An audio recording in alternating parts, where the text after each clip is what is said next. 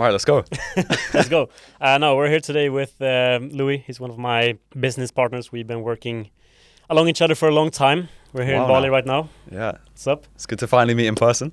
Yes, sir. After a long time. And obviously I'm here with Leo. You should be very familiar with him. We're just going to talk about, once again, Faceless YouTube. Faceless YouTube, AI automation, whatever you want to call it. But it's going to be interesting. So 100%. Where the business is going. Yeah. Your journey so far. I mean, let's start with, you're 21 years old. You've made, millions from Faceless YouTube. Yeah. Take us back. Like, where did it all start for you? Yeah.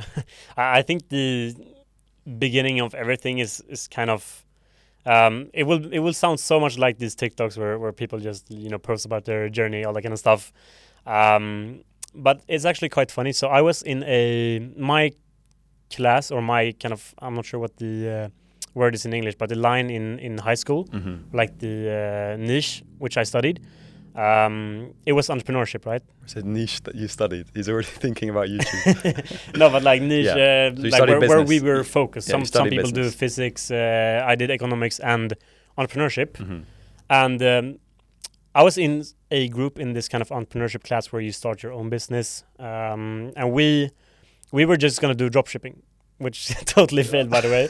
I've seen the photo. Yeah, it totally failed, and I got the worst grade out of everyone in the entire high school, but that's another story. However, one of my friends actually had a Faceless YouTube channel, one of the people that I was in the group with. Wow. So I just kind of took this home, and in my free time I started some pretty bullshit channels that couldn't really earn anything. I guess that was a beginner mistake from me as well, since I didn't do any research. I just got into a random niche. I got millions of views. It was super nice and everything. But then it turned out the channel couldn't even be monetized because I hadn't done this research beforehand. So I kind of failed my first few channels like everyone does.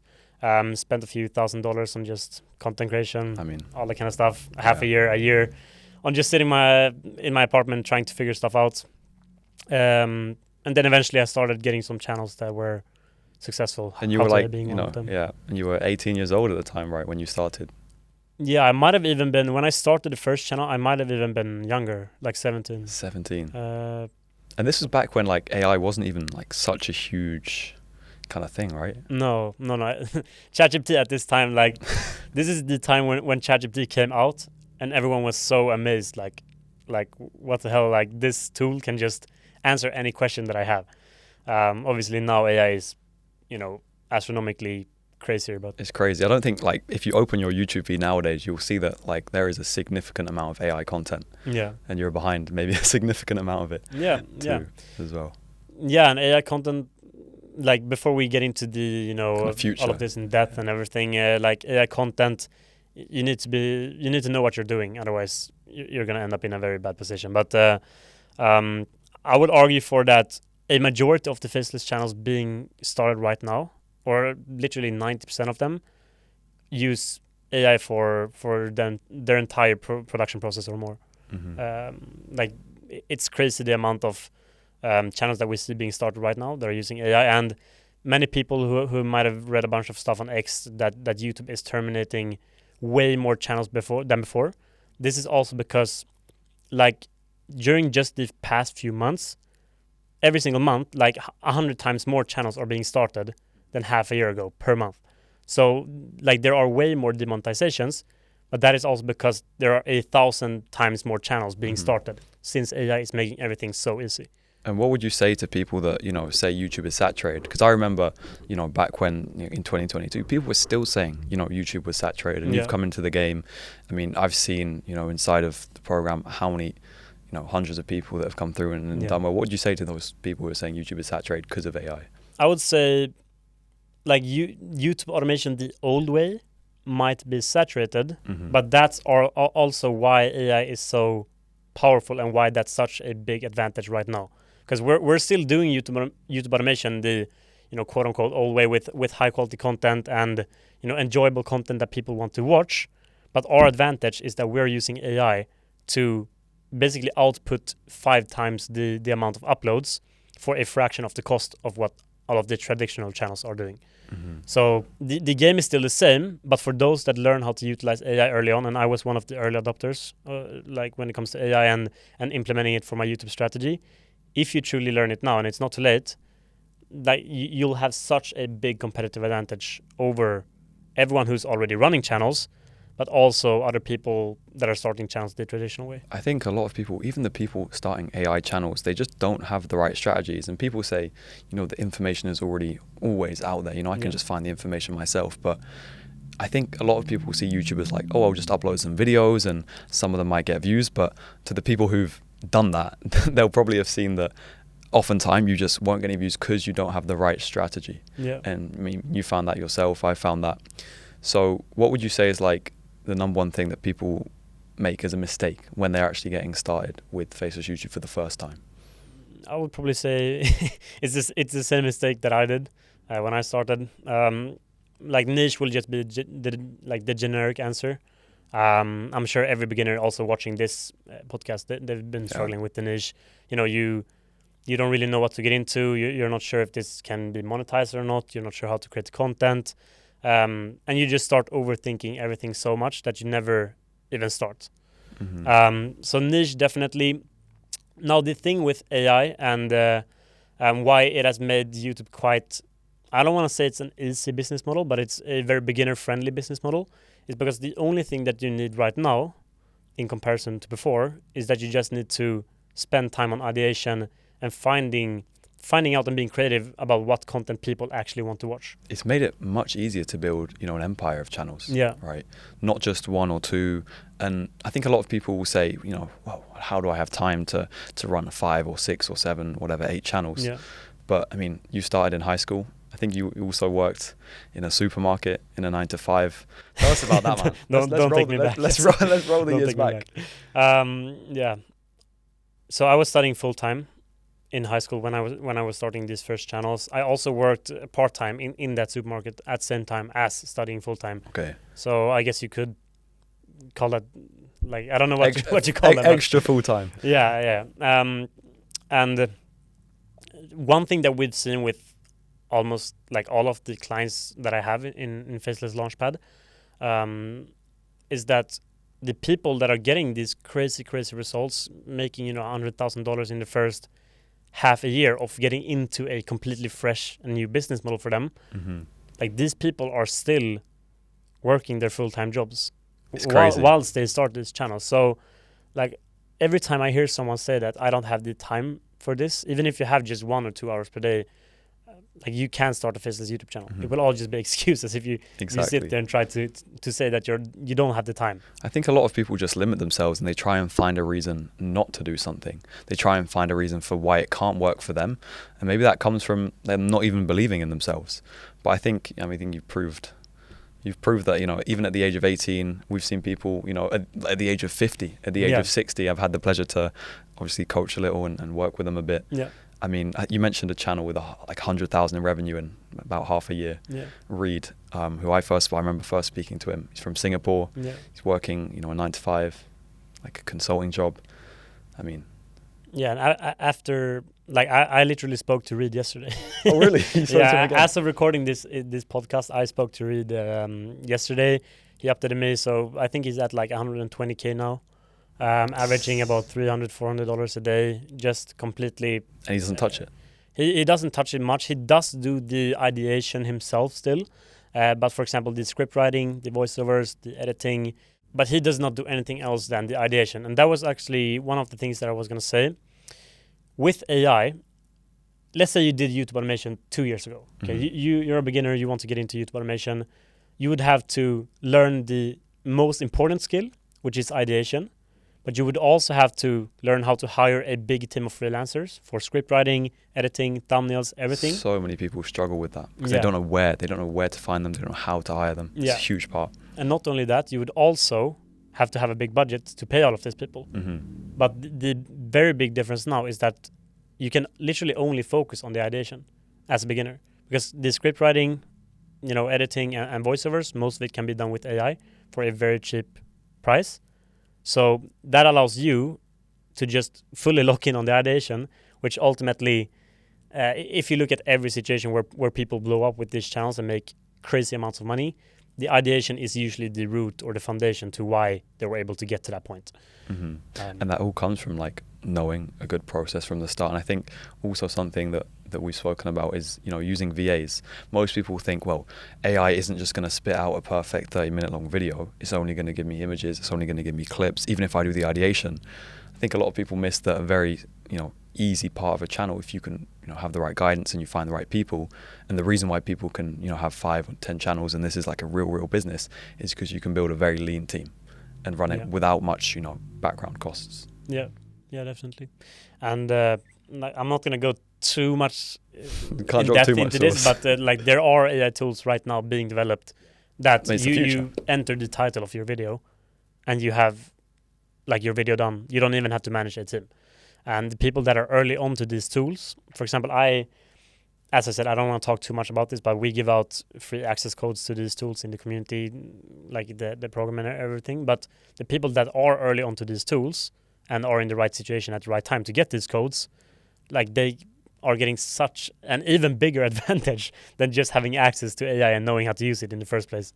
Man, it's crazy. And like you say, the early adopters, you were an early adopter AI, but I think, you know, the window is so like huge. I mean, you see people, they're shocked at these little reels on their phone, but when it comes to YouTube as a platform, you know, they pay so much money to the creators on their platform. If someone's watching this and they're like, you know, I don't understand, how am I even going to get paid from YouTube? They're very skeptical about YouTube as a business model that can actually make them money. You know, what would you say to them? Well, first of all, I'm not sure of the exact numbers, but I think YouTube has paid out like $1.5 billion in 2025, if I'm not mistaken. I think it's way more. I think they had, because YouTube as a platform did, I think, 40 billion in ad revenue. And I think they give half to creators, so they give half to AdSense. Exactly. They give approximately half. So in that case, I'm not sure of the exact numbers, but then they paid out $20 billion to creators in just 1 year. Just from AdSense as well. Yeah, like that is more money than a small country's GDP if we look at the numbers. So people saying that or thinking that YouTube cannot be like a real business model, I understand what they mean, because when I was not doing YouTube, it felt like super like scary or cringe or weird. And you imagine like yourself being on camera, you imagine Mr. Beast and all these like videos, but when we think about YouTube as an entertainment platform and an alternative to television, and you see the kind of content economy booming, you think, you know, these media companies are investing heavily into YouTube. Yeah. And it's more than just, you know, a platform where you share videos nowadays. Let's speak about monetization, because people know that, okay, you can post videos and then YouTube pays you from the ad revenue, but you've done some insane stuff with monetization outside of just AdSense. So what's kind of your philosophy around that? Who have you, because I know we've helped a few other people do that too. Yeah. So AdSense and earning money through ad revenue, that's the main attraction that people also see online. You know, this YouTube dashboard, you have this blue graph where people earn a bunch of money. But some channels that are making the absolute most amounts of money, like these are the channels that not only earn money through ad revenue, but they also monetize their channels through like affiliate marketing, sponsorships, digital products, for example. I've done this myself. I've also taught students that have got super good results. Most people might be familiar with the channel called How to AI that I ran. We're going to get into this as well, what happened to it and what's the current state, all that kind of stuff. But with How to AI, like if I posted a graph, sure, it was earning like $6,000 a month in ad revenue. But what people did not know is that channel generated over $100K per month in revenue from digital product sales, affiliate marketing, sponsorships, all that kind of stuff. I think a lot of people miss the fact that you can create a channel in a niche where you're actually, you know, educating and providing value. And I mean, you've probably seen it like literally everywhere. Every single video nowadays on YouTube, it seems, has some sort of external sponsorship or, you know, click the link in my bio and sign up with this code and you'll make money. And $100,000 a month from a channel that, you know, isn't huge. People watching this might be making $100,000 over the course of 3 years. Yeah. And to hear that you can do that in a month, basically passively from affiliate, I mean, it's just absolutely insane. I think we were at averaging like 24,000 views a day with How to AI at like the normal standard kind of boring level. And that, Like I had one store with a single digital product that was like 50% profit margin, and that just sat there and generated 5, 6, 7K per month. Per day, sorry. Per day. That's crazy. And just I think, from that channel. Yeah, and that's the power of when you have attention. People who want to take advantage of kind of the attention economy, who want to have, they might be working like good jobs, they might be making good money, but they just want a little bit more. They might want to make that little bit of passive income, and having that coming in because you've made an amazing video that people want to watch, you have an amazing brand, you have an amazing channel, it's a different level. And I mean, Matthias is someone who has also done that inside the product, which is crazy, and he's young as well. I mean, he's 21 years old. Here in Bali. I met him like literally 20 minutes ago. So he went from having never done a proper faceless AI channel, you could call it, I guess, to now like he's staying in the same villa as me, working on faceless YouTube and everything. I mean, that kind. Imagine having students who do so well that they want to meet you, travel with you, live with you. It's insane. Yeah, it's amazing. But his I actually got some insight. He hasn't been I haven't been updating about his results too much on socials and all that kind of stuff. But with the same channel that he started also half a year ago, same time as Reed, that channel has done 100K in ad revenue. 100, and another channel doing over 100. I mean, we talk about, just before we go on to like that side of things, imagine how much that channel is worth as an exit. Yeah. People talk about, selling a business, and it's not it's not like a mean thing, but in 6 months he's built something that he can exit for, multiple 6 figures. Yeah, I think YouTube channels, you look at the monthly revenue, and then you times it times like 10, 12. 10, 12. So, like the yearly. So yearly you can sell it for 1x, but with, a digital product that could be worth even more. And I was going to get to that. So he built a Shopify store around this channel, only for this channel and the loyal audience that he had kind of accumulated over the course of everything. And that digital product store, where he sold like an ebook that he made with AI in a few days. Made with AI. Yeah. He generated over 50K lifetime from that store. So it's technically 150K from that channel. And seeing like he's as old as me, he's 21. Just starting a channel about like space stuff, and we don't want to leak the niche. No, I'm not going to leak the niche. There's so many channels about space anyways, but you start a channel about space, something that you're passionate about, something that you like, that has a proven audience, can be verified by other people that might have experience, and boom, half a year later, that has become a business that generates you a couple $1,000, $5,000-$10,000 a month, which is insane. It's absolutely crazy. And there's people who are 50, there's people who are 20. And I think the best part is that once you have it once, you have the team in place, you know how to find a niche, you know how to create the right content, it's repeatable, right? Yeah. It's something that you can scale almost infinitely without having to be super attached with your time at the same time. Yeah. And I usually say this quite a lot, but to everyone that we work with, you rarely want to, if you truly see YouTube as the business that it is, and you don't see it as a hobby, then you will not be the arms and legs of your channel. You will not be the person sitting there editing everything, because if you're going to output the required volume of posts to outcompete your competitors, then you're going to have to post multiple times per week. Mm-hmm. And if you're working a full-time job, how are you possibly going to sit and edit videos for 2 to 3 hours per day, when you can simply outsource that to someone who is perhaps in a country where people get paid less. They get people paid less. People don't realize. Yeah, most people think that you have to hire some editor from the US who charges you $500 a video, but the truth is that since everything is online, you can simply go onto a marketplace like Upwork, and you can hire someone that will complete your video for $30, and that video alone, if it goes viral, will generate you thousands of dollars. And what other business is out there? Like you mentioned, you started drop shipping. There's always people talking about this business model and that business model, but is there a single business model out there that you can put, $40 into a video and, get returns of thousands? Yeah. I haven't heard of one. Yeah, and this is something that I discussed yesterday with Reed as well, who we talked about. He was putting in, I think, $60 to $70 per video on That's on quite average. expensive. That's quite expensive, but he does he hires a good editor. Like his content quality is quite high. Mm-hmm. It's quite expensive, but on average, the ROI that he got on every single video that he posted was like 6-7 times. Wow. So like if you think about this, and if you put it to what is called, like, put it in relation to a business model like crypto, you will never be able in crypto to just spend $70 and be sure that you'll get a 5, 6, 7 times return on every investment that you make. Insane. And it's even the stock market. People, they work their jobs.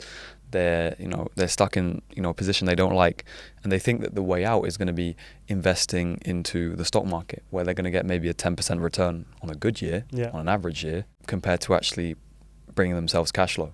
Because what would have been like the alternative for you? Where do you think your life would have gone if you hadn't started YouTube? You don't think about it. I don't even want to think about that. I think, oh man, I think I would just be studying in college right now. Many of my friends are studying in college. There's nothing wrong with going to college, don't get me wrong. Like, if that is what you want, it's a very good thing. But me personally, I prefer to, right now, for example, you're not in the UK, I'm not in Sweden, where we're able to have locational freedom and we're able to do basically what we want. And if I go to college, I cannot do that. So that's why I don't want to go to college. And also, I mean, job now, with AI, how quick it's moving, people who are considering going to university or who have gone or who are potentially looking for jobs, that might not be around much, like, in 5 to 10 years. We don't know where things are going. Claudebot. Yeah, with Claudebot. Claudebot coming out. If you don't know what Claudebot is, then you're going to be scared when you open Twitter and search for it. Insane. It's pretty incredible, like, where the world is going at the moment. And I think if people might be thinking, I've been thinking about starting a YouTube channel for a while now. They've been doing a lot of research. They've maybe watched a lot of your content. Yeah. Is there any advice you would have for that type of person who's just very hesitant and maybe doesn't even believe in themselves, or maybe doesn't believe in kind of that it's actually possible for them? Because I know that's something I struggle with. I didn't think it was possible for me. I saw everyone else doing it, but that's everyone else. Yeah. Is there any advice you'd give to that person? I think this is very similar to people like claiming that they cannot make as much money as people who live in the US, for example, when they live in Europe, because the people in the US, they have better they have a better starting point. They can earn more money if they post content from the US. But with YouTube, like Reed, for example, he's from Singapore and he lives in Vietnam, but he's one of the people that have made the most amount of money in the shortest amount of time. Mm-hmm. Like, whilst being in Vietnam full time, because he's simply posting content on a channel that is directed towards US old market. Viewers. Mm-hmm. So with YouTube, if you're hesitant to starting because you think that you cannot like make the same journey as other people, or you think that you cannot make money because you're you're not in the US, like Reed, for example, not in the US, has made tons of money with YouTube animation. There's so many other students as well who we've been working with from Europe, all over the world. I don't want to say a worse country, but a country where you don't have the same starting point as people from Sweden, for example. Mm-hmm. They've made tons of money through just these channels. I think sometimes people will look for like an excuse to not do something, rather than going head first and saying, okay, I'm going to do this and I'm going to make it work. For example, someone like Tano, I remember speaking to him, and he's working a 9 to 7 job. Most people after a 9 to 7 job, don't have time to do anything, but he's running like 3 or 4 channels simultaneously with the systems. Like, if you put your mind to something. Yeah, I think he's even, so for the people that do not know Tano, he's also a guy that we've been working with as a unit of mine. But he was working a 9 to 7, and he runs 3 channels, possibly even more by now, since he's expanding. But he's running 3 channels, 2 of which are English, I think, or Spanish, and 1 of which is the other language. So let's say 2 English and 1 Spanish channel. And he's running these 3 channels at the same time as working as a big data consultant in Spain. And that job takes home like 2-3K for him every single month. But his 3 channels that he manages in 2 hours per day takes home consistently 10K per month. Some people would be screaming at the podcast right now, why haven't you left your job? Of course, that's up to him. That's 4 times the income that he's making from working, what is that, like 9 hours a day? It's insane. 10 hours a day? For not doing anything. I think, people don't realize you don't get paid for your time nowadays. I think a lot of people think, well, I can't make money if I'm not at a job. It's just not the case. Internet money is really, once you do get into it, you understand how easy it is to just spawn money out of thin air. Mm-hmm. I'm not going to say that it's for everyone, because you really do have to be a person that that really wants it deep within. Can't just be a lazy person who's like, oh, I'm just gonna throw money at this and I'm gonna make a bunch of money. That's not how it works. You know, people who've worked with you, students who've done well, but I think some people come in with the expectation and they see the amazing results, and the results, like, they can't be denied. But I think there are some people who look for a get-rich-quick scheme, and I think something that I want to make clear, and that you probably want to make clear, is that YouTube is not, you know, a get-rich-quick scheme at all. Yeah. I mean, how long did it take from, you know, you starting your first channel to actually seeing that first kind of money come in, going through all the trial and error yourself and having no guidance ahead of you? I think it was a year, probably. A year. Wow. And as I said in the beginning of the podcast, I lost thousands of dollars as well throughout that year. And for like a high school student working part-time as a used salesman, like, that is quite a lot of money. Definitely not a get-rich-quick scheme. Not something...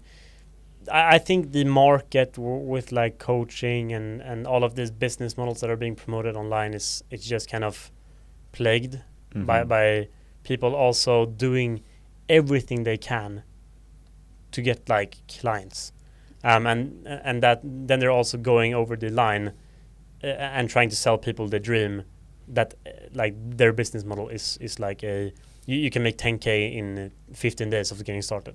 It's crazy. I try to remain as transparent as possible though. Yeah, exactly. You're not going to make, you know, although there are people who've made hundreds of thousands of dollars, coming in as a beginner, it's not very likely. But what is likely is that if you know, put in the work and you don't stop, that, you know, eventually you will succeed, provided you have the right guidance. And I think that's like something with Faceless Launchpad that has been exceptional from what I've seen, kind of from the outside, is that we don't just kind of, you're not taking on any sort of person into a program like that, because it is very hands-on. You can't guarantee someone a result, obviously, which you do, that isn't actually committed and kind of understands the process and isn't just looking for some quick money. Yeah. There are only so many factors that we can control, which, like, we control everything that we can control, and that's why we also in our kind of, you know, offer or agreement, we guarantee results. But this is only applicable if the person that we're working with will truly put in the work. Because otherwise, like, we might be, you know, providing all of the tools and all of the information, but if you're not going, let's, like, I always say this, YouTube is like the gym, or like online business is like the gym. You can be provided all of the supplements, you can have a personal trainer, you can have, you know, all of the equipment and tools, whatever. But if you're not going to the gym yourself... If you're not lifting the weights. Yeah, if you're not in the gym yourself and going there every day, no matter how many supplements and tools that you have, you will not be making any progress. And some people get put off when they hear, you know, put in the work. But like we've said with YouTube, it's like, provided you have the right people in place and the right systems in place and you focus on the right tasks, it doesn't become a business that kind of takes up all of your time. Yeah. It's quite the opposite. Yeah, with AI especially, because let's say a script, it would take you... I even wrote my scripts myself in the start of How to AI, which was not so fun activity. But I probably sat down for like 3 hours to write a single script, 4 hours. And now with AI, if that channel was still here today, we can actually talk about that soon. Yeah. Like, this script would have taken me 15 minutes, 20 minutes start to finish. That's insane. Yeah, so let's speak about How to AI, because I think a lot of people watching this will know of How to AI. If you don't, I'll put a screenshot on the screen somewhere. Yeah, we'll put a screenshot, but it's a channel with over 300,000 subscribers, tens of millions of views, that taught people how to use AI and probably made many more faceless YouTube creators thousands and thousands of dollars. Yeah. Tell us a story kind of from A to Z. Yeah, so it was one of my favorite channels that I've started. Arguably the most profitable one as well, since we were going, like, we developed such a good strategy for converting people who enjoyed the content that we put out and the value that we put out for free, converting them into, you know, customers of digital products, affiliate marketing, sponsorships.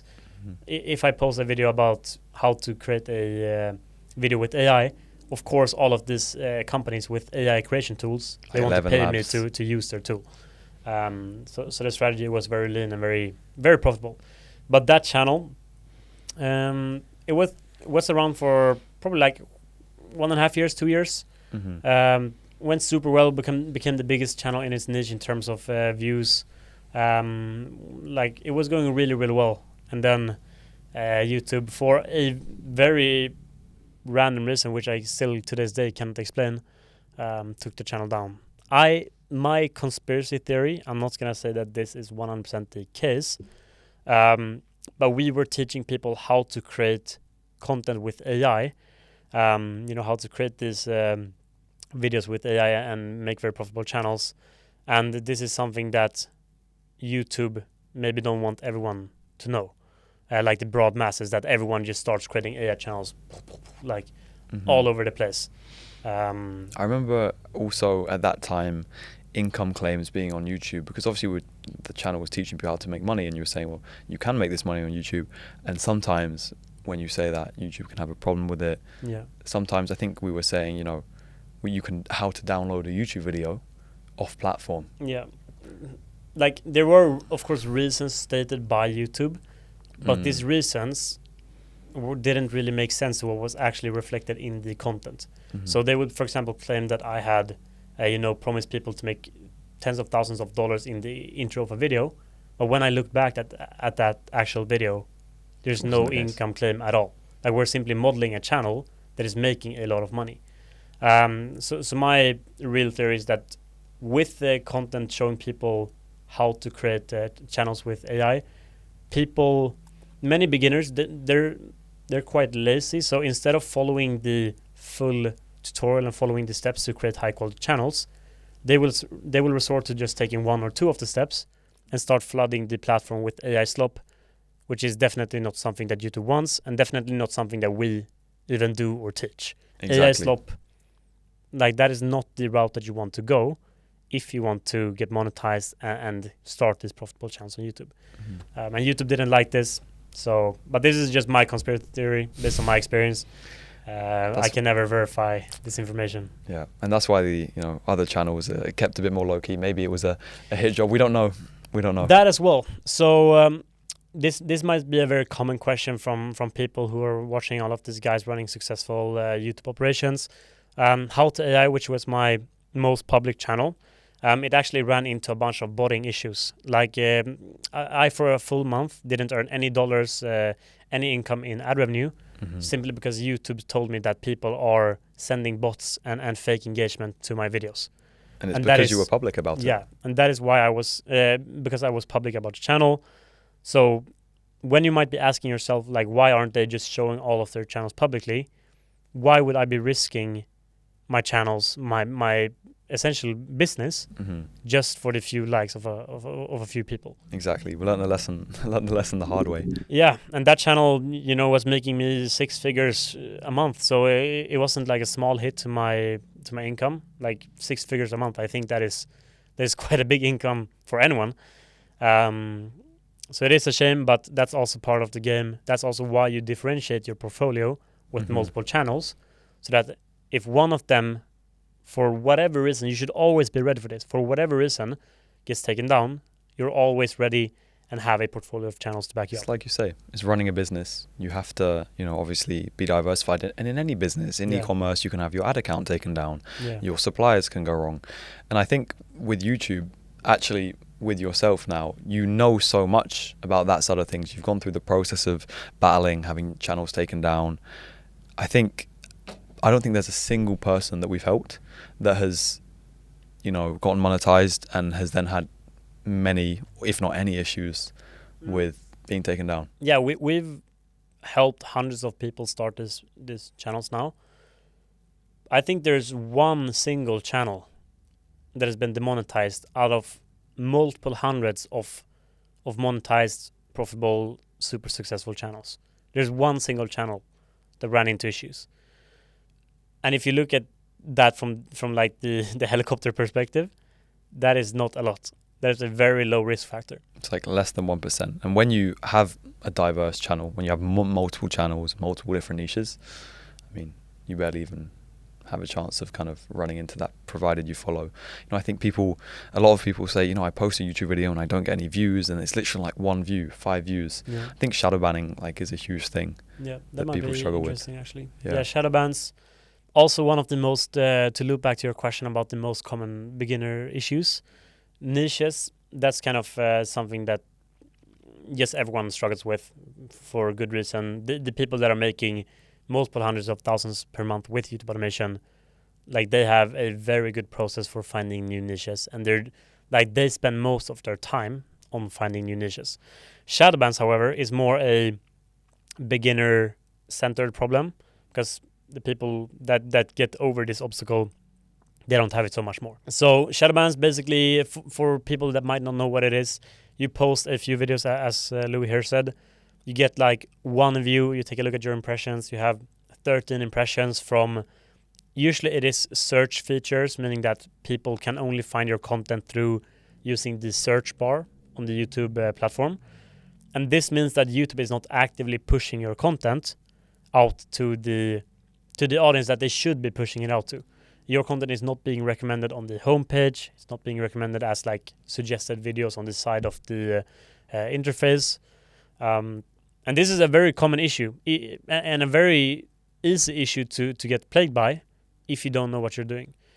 And there's, I mean, I can't even count probably on my fingers how many of those small issues, people struggling with different metrics on their channels, people struggling with ideating the right content. And I think that's why as well, having guidance, I mean, the free content on your channel is insanely valuable to anyone. When you were starting out without any guidance, kind of how was that process for you, like trying to figure things out by yourself?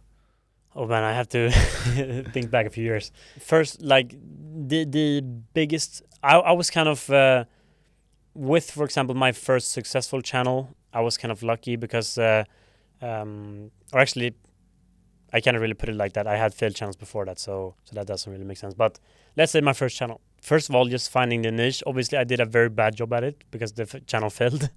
So I fell into the common beginner trap of just finding a channel on YouTube. It gets a lot of views. Hey, I'm gonna do the same thing, without validating the competition, without looking into if there's room to create new channels in this niche. Mm-hmm. I just kind of went blindly into it and didn't think too much else of it.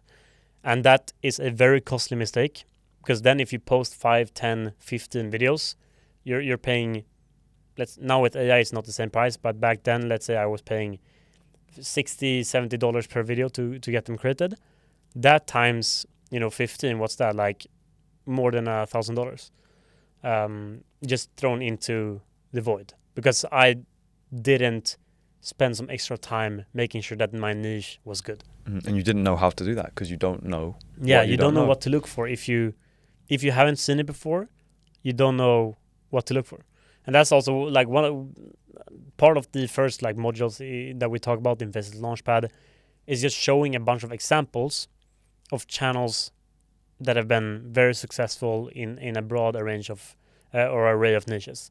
Because you just seeing these channels and understanding like, hey, this is the picture perfect faceless YouTube channel startup, that gives you a very good understanding yourself of what you should be looking for when you are on the YouTube platform. So I would say, ideally, if you're a beginner, just start off by absorbing as much information from the free content that I put out.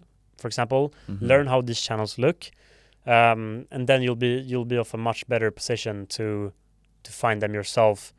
And I think having a niche found for you, like, because it's such an important thing, and I know it's something that's helped so many people that you've personally worked with.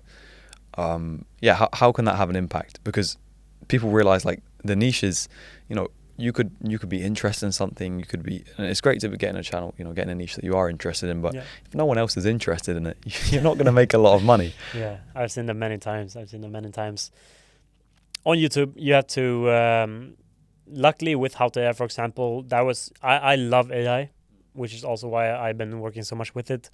But How to AI is not always that you will start a channel in a niche you like adore and you love so much and you enjoy, creating content in. And that actually makes sense as well, because you shouldn't be the person that is sitting there and creating content in it every single day. Like, you are the strategist of your channel. This is just the core principles of YouTube automation overall. You are let's say we think about this like common meme image of like a puppet master, where you see someone like managing their puppets and all that kind of stuff, like 2 hands in the darkness. That should be you with your channel. You should be the strategist doing the ideation, like thinking of like what topics based on previous data should we create content about, and then you are not the person sitting and writing about these topics. That is your scriptwriter or AI in this case. Mm-hmm. And that's a huge part of things that people don't realize. You don't have to be the person on the camera. You don't have to be the person showing your face. And when people hear YouTube, they just don't know. For you, where do you see things going? In 3, 5, 10 years time with YouTube, people who are starting now have that first mover's advantage with AI, 100%. Where do you see some of these people that you've helped, and even new people who are starting now?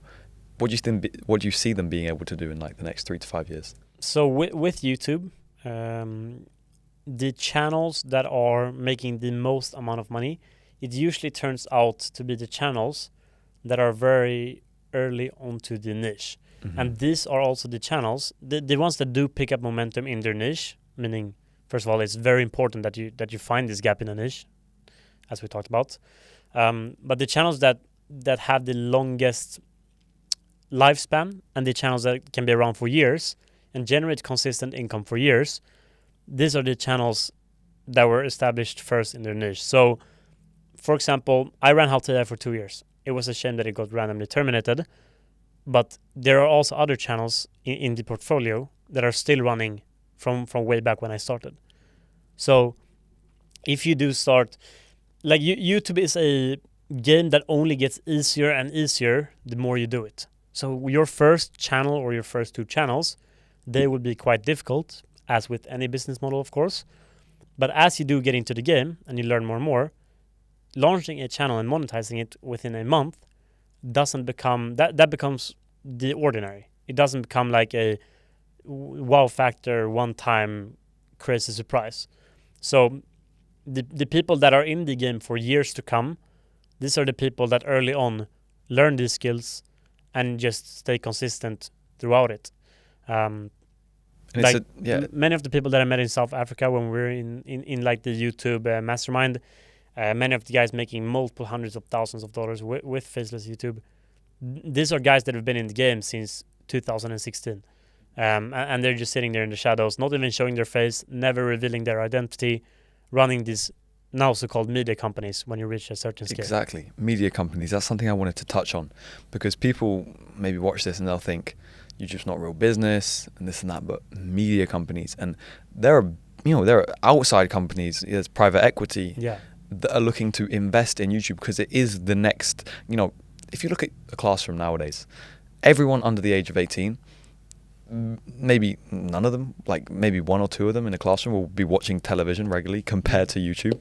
People are learning things on YouTube. People are, making like virtual connections and friendships with random people on the internet through YouTube. It's insane. It's very true. Private equity is actually if you look at the data, I actually talked about this with a few guys in South Africa as well. Private equity is moving into YouTube more and more for every single year that goes.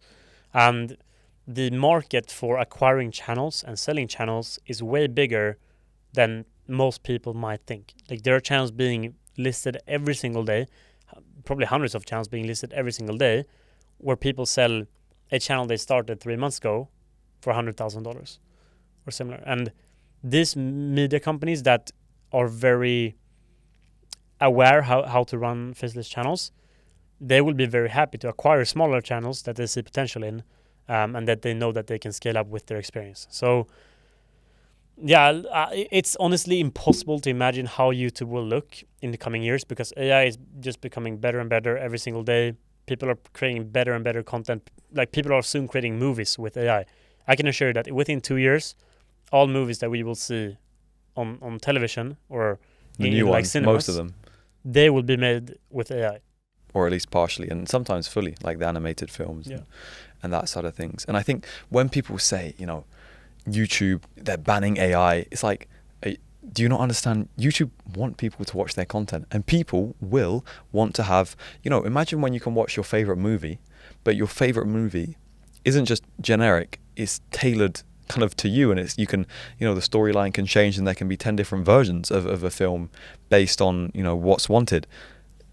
if that's what people are going to want, and people maybe can't see that now, but if you can start, on your journey in YouTube and you get ahead of the game now, whilst the opportunity is still there, you can be the person selling to these media companies. You can even build, a very big, like yourself, portfolio of channels that make you income on autopilot. And like there are, we call it like the Vietnamese, I'm not going to say it, but like the Vietnamese mafia or the Vietnamese squad. Like there are people in or groups of people that are running faceless YouTube operations that are like beyond our understanding. Beyond the scale that you can even comprehend. Yeah, and like they manage hundreds of channels, bringing in like multiple hundreds of thousands of dollars per day with these media companies the only assets they own are channels on YouTube, faceless channels. Like channels started 10 years ago, kids channels, just posting kids animations. Like Cocomelon. Like yeah, Cocomelon. Everyone's seen that one. That is a multi-$100 million company. Yeah, and it's a YouTube channel. It's insane. So the people that 10 years ago, they thought like, hey, let's create a faceless channel. But the opportunity is still there again now with AI. Yeah, it's just the same. It's like a crypto cycle almost. It's just looping over and over again. Yeah, it's honestly insane. Do you think people need any sort of special skills? Do you think there's like, any need for that? Because some people, have told me when I've mentioned faceless YouTube to them, it's like, I just don't really believe that, I've got what it takes. Do you need any sort of special skills or knowledge? I think that argument is mainly because it has to do with creating content. Creating content overall in today's society it's getting more and more normal, and people are getting more comfortable doing it, but it's still very stigmatized that if you create content, you're like not a serious person. Especially for a normal person who works a job. Yeah, if I would go, for example, in my high school when I started, like if I told anyone that I was creating YouTube videos, which I did, because I didn't think it was so weird, but it's like a stigmatized thing, and you're kind of like, it's kind of something funny or something that can never become anything. Mm-hmm. And I think this like makes people think what you just said, that they kind of subconsciously use these things, or these things kind of subconsciously keep them from just what is it called? my taking action. English barriers. Yeah, from taking action and moving forward. Because they're scared of creating content, so they cope with saying that they don't have the skills to create the content. Because, I mean, like we said, with AI, it's like anyone can do this. Yeah. There are teenagers doing this. There's people in countries that have nowhere near the economic power of countries like the US and in Europe that are still doing so well. And it's like if you can click some buttons and you can manage a team and you can ideate content and you kind of understand. I mean, like everything can be taught as well. It's not like an insanely like from the outside it may seem, whoa, I've got to make videos, I've got to ideate, I've got to hire this person, but you can put it into a workflow in literally 1 to 2 hours a day. Yeah. And I don't think there's another business with the potential for scale like YouTube. Yeah, I was speaking to another student of mine called Husseila. Actually, an interview with him coming out, like as of recording this podcast in a week or two. I think I spoke to him. Yeah, and he's also I don't remember his exact age, but he's also over. He has children, family. Yeah, he has a whole family, children. He's like 40, 50 years old, and my mom, for example, she might not be the best with tech, and online, all of these kind of things. It might be super scary, but I am very sure that if she just put her time into it, like even she would be able to start a YouTube channel in today's day and age, because it is not that hard. And you only need one channel to replace your entire income. Yeah. That's the craziest part, because the way you look at things, you might be thinking of, how can I build an empire of channels and make each channel make this amount and manage this whole team?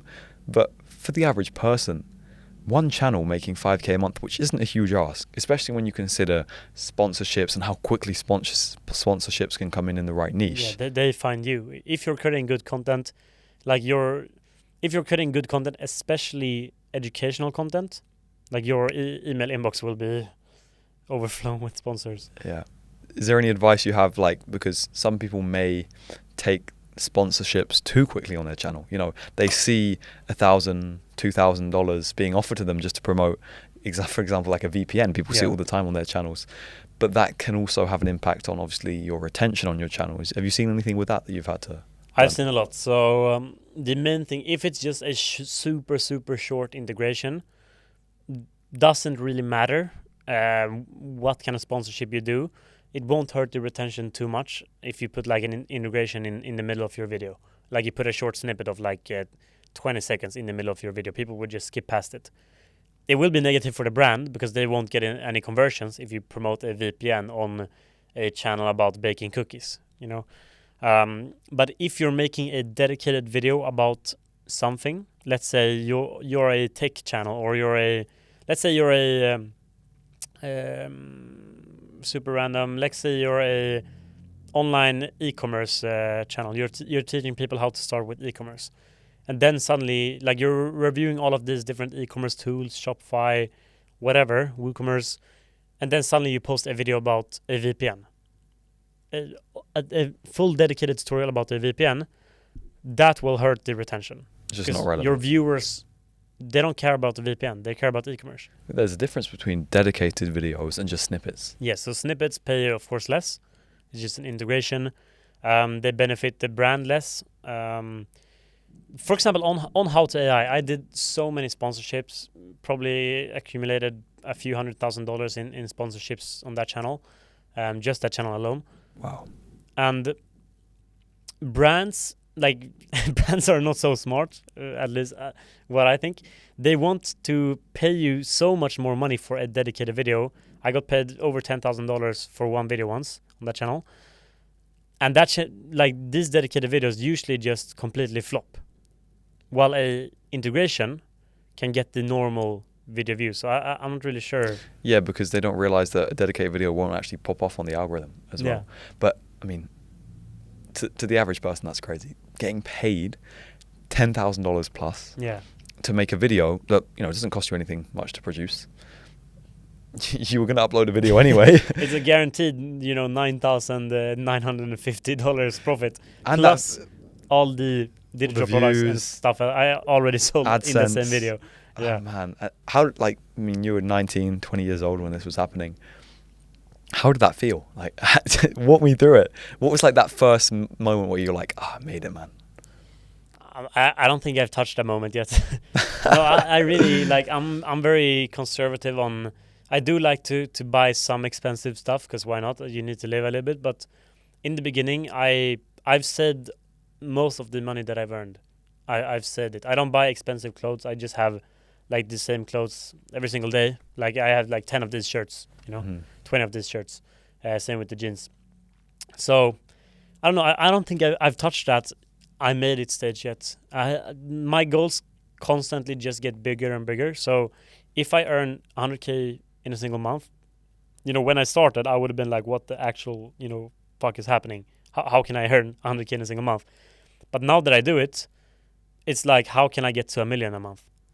How can it gets normalized in your head? Yeah, and I don't know if that's too positive, to be honest. I would say it's something that can become a nightmare in the future. But I suppose there are some people probably watching this with that type of personality where they're like, you know I want to achieve this goal. I know I'm going to do it, and it's just a matter of time for them to obviously find the right knowledge and have the right, you know, systems in place to be able to do that. I think in some way you have to stay relative to your own position, because if you are making $0 and you're working a job where you're making 3K, maybe your first goal shouldn't be, I'm going to make 50K in 2 months, you know, because that's not going to be realistic.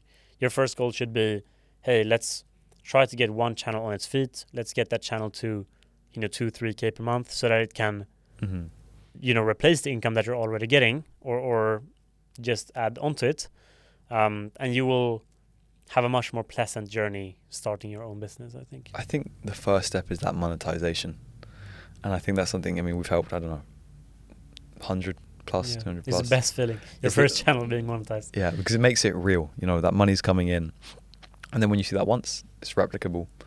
And I think, I mean, that's part of the guarantee, I think, with what you do, is like, if someone comes in and has you in their corner, has a team that we haven't, you haven't in their corner, it's like there's no way that you can't succeed if you do put that work in.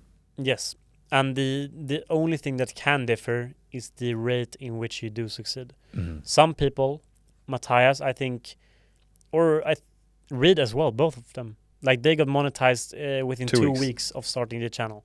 So they posted 2-3 videos after consuming the program content for 1-2 weeks as well, just getting started, getting on their feet.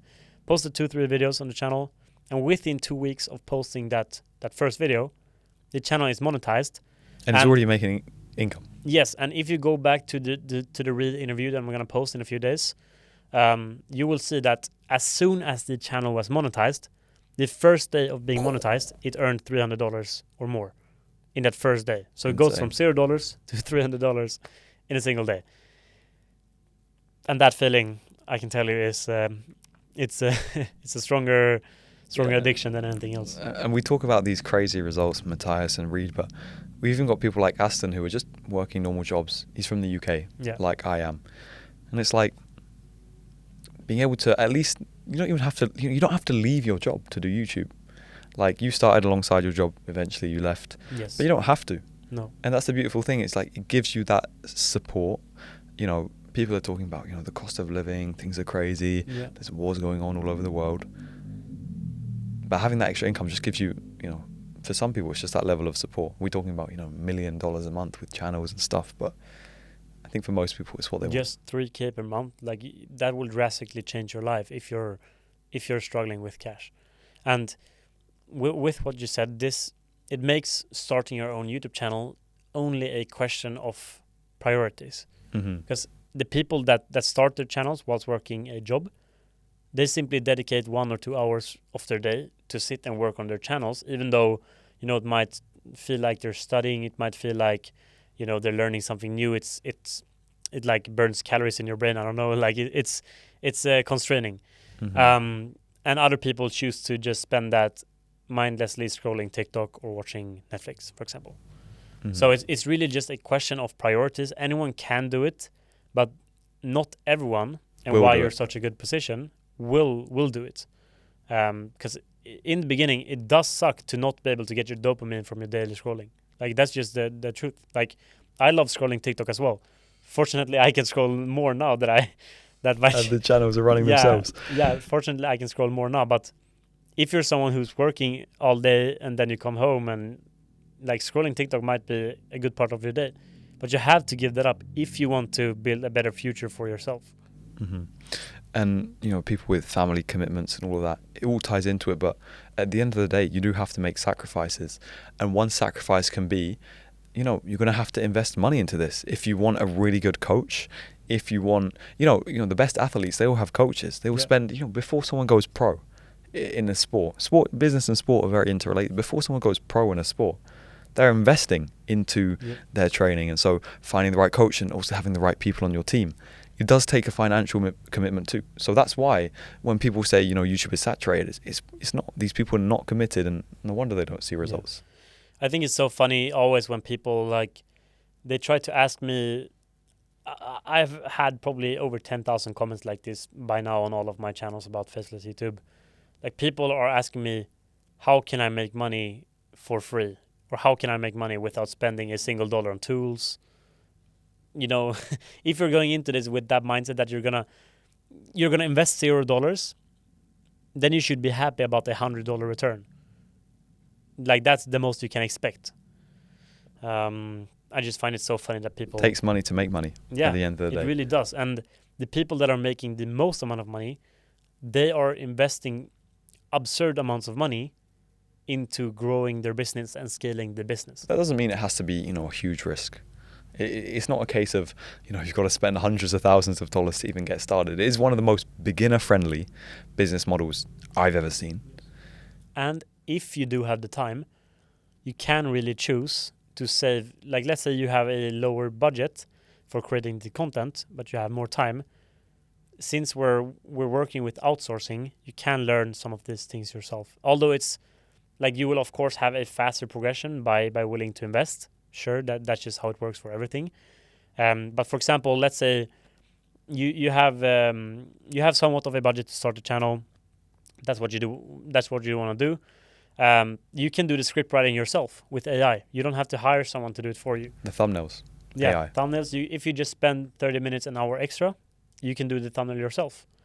And so like you don't have to go from 0 to 100 and outsource and create a whole production team straight away if you have some extra time to devote. Mm-hmm. And that's the thing. It's a very, very flexible business model for people who are working 9 to 5s, for even people who are just at home with family, or people who just don't really know what direction they want to go in and they want something to commit themselves to, a project. And some people say, I think I need to be creative for YouTube. What would you say to those people? I mean, if you take a look at one of the tutorials on my YouTube channel, you'll see that I ask ChatGPT to do a lot of the ideation. Exactly. And even in many of my masterclasses, I talk about on YouTube. There's something that we refer to as the 80-20 rule. I've talked about it so many times now, so I'm gonna keep it very brief. But the 80-20 rule means that you find a channel that is getting super good results, like in your niche perfect channel. You take 80% of what they do, and then you add 20% of your own kind of angle, your own secret sauce, whatever you want to call it. Creativity a little bit. Yes, and this, you can just literally just highlight the entire page of a channel, copy that information, paste that into ChatGPT, and ask ChatGPT for sub-niches on that niche. Mm-hmm. Boom. You have like 100 new brainstorm sub-niches. Sub-niches, where it's at. And new angles that you can attack that have less competition than the main niche. Mm-hmm. So, yeah, you just have to be curious. Like with AI, the people that get the best results, these are the people that are very curious to just learn more and use these tools. Yeah. One of my last questions, a bit off topic, is when you started YouTube, you mentioned you've been in class projects, you told a few people about YouTube. When, after a year of work, not seeing many results, losing, thousands of dollars that you didn't really have at the time, when you first started seeing the results and then you were getting paid 10,000 for a video and you eventually scaled to 6 figures a month, how did those people, those maybe old friends or people you knew or your family kind of react to that? Of course, my family is very supporting. They're very happy. I can buy more stuff. We can experience more things, all of this kind of stuff. So they're very supporting. And when someone sees money like this, it's not like my mom is gonna say, "Hey, I don't believe in that. It's not gonna make you money." Like if she sees that I make money and I show her, "Hey, here's the money," she's not gonna force you to go to university now. Yeah, exactly. So, but friends, many of them have actually got into faceless YouTube as well after seeing everything, and of course, I've tried to help them as much as I can. Mm-hmm. Yeah, the non-believers, they're still doing their thing, like working the same job. So waking up to I'm not here to hate on anyone. I never I truly believe that hate only comes from below you. Yeah. You rarely get hate from someone that has come further than you in life, and that is due to a very good reason. That hate just originates in jealousy. So I don't really hate on the people that didn't believe in me. I can only do most and try. I'll share the information with them if they're really serious about this. Mm-hmm. And there's so much free information out there. But I think what a lot of people lack is someone to hold them accountable, someone to actually make sure they're doing the right thing, someone they can ask. Because at the end of the day, you can ask ChatGPT, am I doing the right thing? But everyone else is asking ChatGPT, is my business strategy correct? And I think that's where the limitations of AI will come into play. Yeah. You do have to, when I've said it before, when people start outsourcing their intuition, that's when we reach a point where we're nearly there. Yeah, it's gonna be scary, but yeah, it's insane. I think we've been on for over an hour now. 1 hour. What's one thing that you want to leave the audience with? Maybe a message to, let's say you at 17 years old, right before you started a faceless YouTube channel, for someone who's like, wow, I've just watched this entire podcast and I'm like, should I really, really commit to this and really take it seriously? Yes, I would say you can succeed by all means by going the trial and error route. for sure. Like I'm a testament of that myself. You can't succeed. You don't need any kind of coaching, but you need to also understand that the stigma about coaches and like everything being a scam, that can also be very misleading. Me, for example, even though I'm making very good amounts of money at a very, very young age, like I'm still paying for coaching myself from people that are above the level, from people that are making like 500k a month. I'm still paying for coaching from people that are at a higher level than me. So if you truly want to give this your all, if you're truly a person that will put in the effort and you have the budget for it, then I wouldn't be so scared. It's like a no-brainer. Exactly. And it can be anyone. Obviously, you're biased. I'm probably quite biased seeing what you've done. But like, I feel like at the end of the day, it just comes to committing to yourself, committing to that you can do something and really making it work, because you can make it work. Yeah, it's gonna be like standard, like stay consistent. But it really is true, and especially with YouTube, the people that get the furthest, and the people like Reed, Matthias, Tanu, Peter, everyone in the program that are getting these super cool results, they're the people that keep on posting for 2-3 months, and they would keep on posting even if they didn't get a single view. Like even if they didn't get this success, I'm 100% convinced that people like Reed and Matthias, they would continue posting until they started seeing views. They have that mindset. Yeah. So if you're that type of person, where can people find you? I mean, you're already on my channel of some sort, so just shoot me a message. If you're on YouTube, then you can always go on my Instagram and shoot me a message. I answer as much as I can. I see you messaging a lot of people all the time. He gets a lot of messages, but he's there. I'm starting to tone down on the TikTok scrolling and spend that on messaging people on Instagram as well. No, but you can send me a message. If I don't answer, then there's... Search Faceless Launchpad on the internet and find it. Maybe link in the bio. Twitter, also active. Wherever you want to find me. Leo, it's been a pleasure. Thank you, man. I'll see you in the next one.